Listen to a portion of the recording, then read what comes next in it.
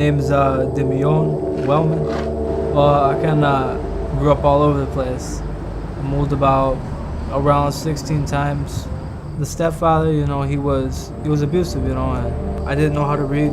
I didn't really learn my math so good or my reading. He would always say, "Man, you're stupid. You're never gonna be nothing." It'd be like this close to my face, and I could feel the spit coming out of his mouth, and his face was red.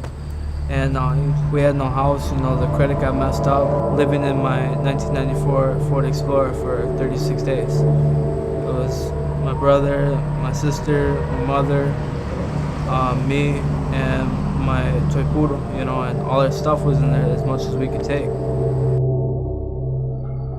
At the time, I was just going around with my friends, we would spray paint, just a lot of instigating, a lot of fights, it was just something to get out, drinking, I spray painted this one place up, and the cop car blocked this spot. Wanted to jump over the fence, but there was a cop car there, and they took me. My mom didn't like me getting in trouble, I came home and in the back of the cop car, and we moved back, and my mom was looking through the paper or maybe the internet. I don't exactly know what it was. And she got a hold of this youth group. There was this church that was up at the high school, and she just wanted to check it out. Some people in our church had the opportunity to get to know this family, and they were living in a hotel. So the mom, 3 kids, at least 1, maybe 2 pets, they were all living in this hotel room. And so the mom talked to me, and she was just so broken and had just didn't have any hope.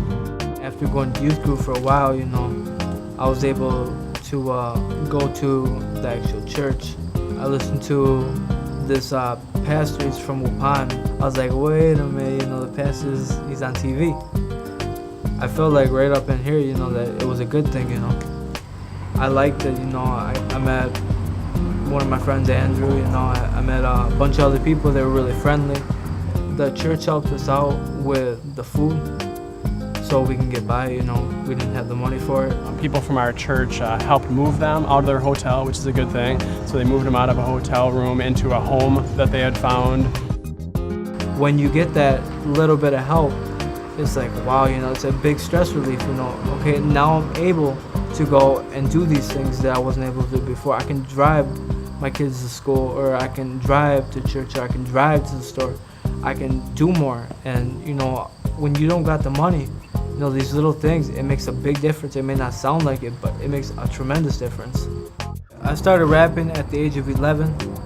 My rapping, how it turned Christian, how we depended more on God. We started understanding more about God. Me going to church and rapping at church more about God. This young man has so much potential. I've told him that. You've got so much potential, and God is going to use you in such great ways because he has such a heart for the Lord. I want to see him just become all that God wants him to be. Just through the things I've gone through, understanding that God's right there, he's putting me through things. He was carving me into his masterpiece, I want to be able to help other people. I want God to bless me to be able to bless others, I want to be able to bring some new people to the church, it's just, I want to grow more, I want to know more of God.